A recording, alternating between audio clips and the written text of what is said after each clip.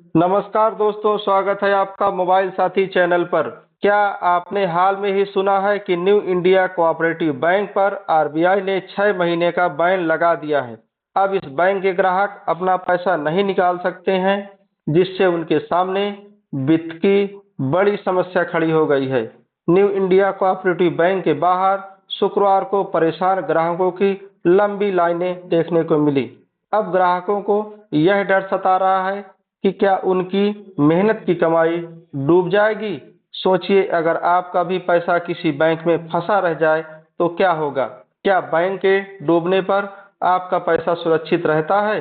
RBI के नियम इस बारे में क्या कहते हैं और डीआईसीजीसी कैसे आपकी पैसों की सुरक्षा करता है?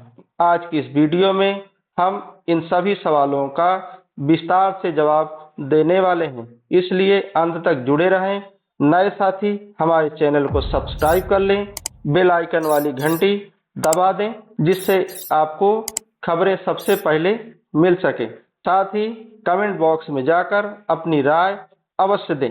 आपकी राय हमारे लिए बहुत ही उपयोगी है और हम किन विषयों पर वीडियो बनाएं, ये भी हमें जरूर बताएं। भारतीय रिजर्व बैंक ने न्यू इंडिया कोऑपरेटिव बैंक पर बैन लगा दिया है। बैन लगने पर अब बैंक नया कारोबार नहीं कर सकता। कोऑपरेटिव बैंक अब नए लोन नहीं जारी कर सकता, निवेश नहीं कर सकता और उधारी भी नहीं ले सकता। ग्राहक पैसा नहीं निकाल सकते। बैंक में भारी अनियमितताओं के चलते ये प्रतिबंध लगाया गया है। आरबीआई ने बैंक के बोर्ड ऑफ डायरेक्टर्स को 12 महीने के लिए भंग कर दिया गया है। इससे पहले भी पीएमसी बैंक और यस बैंक जैसे बड़े नामी बैंकों पर बैन लग चुका है, लेकिन अब सवाल ये है कि अगर बैंक पर बैन लग जाए या वो डूब जाए तो ग्राहकों का क्या होगा। भारतीय रिजर्व बैंक आरबीआई के नियम इस बारे में बिल्कुल साफ है।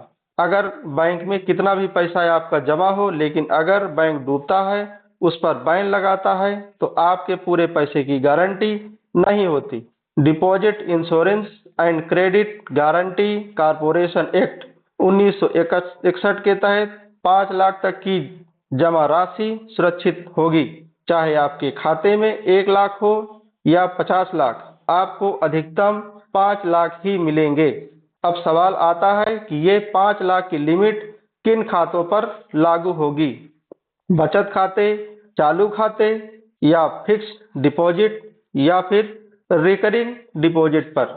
मसलन अगर आपके बचत खाते में 3 लाख, एफडी में 2 लाख, चालू खाते में 1 लाख है, तो आपको कुल 5 लाख ही मिलेंगे, न कि 6 लाख। डीआईसीजीसी क्या है और कैसे काम करता है, आइए इस बारे में जानते हैं।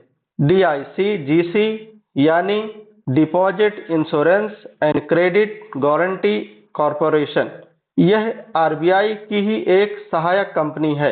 रिजर्व बैंक ने 14 जनवरी 1971 को भारतीय ऋण गारंटी निगम सीजीआईसी नामक एक पब्लिक लिमिटेड कंपनी प्रारंभ किया। भारतीय ऋण गारंटी निगम लिमिटेड द्वारा प्रारंभ की गई ऋण गारंटी स्कीमों का प्रधान उद्देश्य यह था कि लघु और जरूरतमंद उधारकर्ताओं को ऋण संस्थाओं द्वारा स्वीकृत ऋणों और अग्रिमों को गारंटी सुरक्षा प्रदान कर अब तक उपेक्षित क्षेत्रों, विशेषकर उद्योगेतर क्रियाकलापों से संबंध समाज के कमजोर वर्गों की ऋण आवश्यकताओं को पूरा करना और उन्हें प्रोत्साहित करना। जमा, बीमा और ऋण गारंटी के कार्यों को समेकित करने के उद्देश्य से उपर्युक्त दोनों संगठनों डीआईसी और सीजीआई के विलय से 15 जुलाई 1978 के निक्षेप, बीमा और प्रत्यय गारंटी निगम अस्तित्व में आया। इसके परिणाम स्वरूप जमा बीमा अधिनियम 1961 का नाम बदलकर निक्षेप बीमा और प्रत्यय गारंटी निगम अधिनियम 1961 कर दिया गया। इसका मुख्य काम है बैंक डिपॉजिट का बीमा करना। डीआईसीजीसी के तहत अधिकतम 5 लाख तक की जमा राशि और ब्याज का बीमा किया जाता है, चाहे बैंक पर बैन लगे या वो दिवालिया हो जाए। डीआईसीजीसी आपके पैसों की गारंटी देता है। अब यह सवाल है कि DICGC कैसे काम करता है। आइए जानते हैं। अगर बैंक डूबता है तो DICGC बैंक के लिक्विडेटर अर्थात परिसमापक से क्लेम लिस्ट प्राप्त करता है। परिसमापक सभी जमाकर्ताओं की लिस्ट बनाता है और DICGC को भेजता है। DICGC 2 महीने के भीतर अधिकतम 5 लाख तक की राशि परिसमापक को देता है और फिर परिसमापक यह पैसा जमाकर्ताओं को बांटता है। अब यहाँ ध्यान देने वाली बात यह है कि अगर आपके खाते में 4,95,000 का मूलधन है और 4,000 का ब्याज है, यानी कुल 4,99,000 जमा है, तो DICGC आपको 4,99,000 का बीमा देगा। अगर 10 लाख जमा है तो भी सिर्फ DICGC आपको सिर्फ 5 लाख ही देगा। इस बारे में सरकार का रुख क्या होता है यह भी जान लेते हैं। भारत सरकार और RBI मिलकर यह सुनिश्चित करने की कोशिश करते हैं कि बैंकिंग प्रणाली स्थिर बनी रहे और ग्राहकों का पैसा सुरक्षित रहे। उदाहरण के लिए 2020 में यस बैंक संकट के दौरान भारत सरकार और RBI ने मिलकर एक पुनर्गठन योजना बनाई, जिसमें बैंकों को विलय करके जमाकर्ताओं की राशि सुरक्षित की गई। इसी तरह PMC बैंक संकट के समय भी जमाकर्ताओं के हितों की रक्षा के लिए बैंकों के विलय प्रक्रिया को अपनाई गई। PMC बैंक वित्तीय अनियमितताओं के चलते बैन हो गए, बाद में इसे यूनिटी स्मॉल फाइनेंस बैंक में विलय कर दिया गया। इसी तरह यस बैंक 2020 में वित्तीय गड़बड़ी के चलते बैन किए गए, तो उन पर SBI सहित अन्य देश बैंकों ने निवेश किया और इसको बचा लिया। लक्ष्मी विलास बैंक, इस बैंक को DBS बैंक इंडिया के साथ विलय किया गया और जमाकर्ताओं की पूंजी को बचाया गया। इस अन्य देशों में क्या नियम है इस बारे में भी जान लेते हैं। भारत में बैंकों की विफलता के दौरान जमाकर्ताओं को 5 लाख रुपए तक की सुरक्षा मिलती है, लेकिन अन्य देशों में यह सीमा अलग अलग हो सकती है। जैसे अमेरिका में $2.5 lakh federal deposit insurance corporation FDIC देता है। यूरोप में यूरोपियन डिपॉजिट इंश्योरेंस स्कीम के तहत 1 लाख यूरो तक की सुरक्षा मिलती है। ऑस्ट्रेलिया में ऑस्ट्रेलियाई सरकार $2.5 लाख अमेरिकन डॉलर तक की गारंटी देता है। अगर आपका बैंक डूब जाए या बैंक पर बैन लग जाए तो क्या करें? सबसे पहले तो घबराए नहीं। बैंक डूबने या बैन लगने की स्थिति में पैनिक होने की कोई जरूरत नहीं है।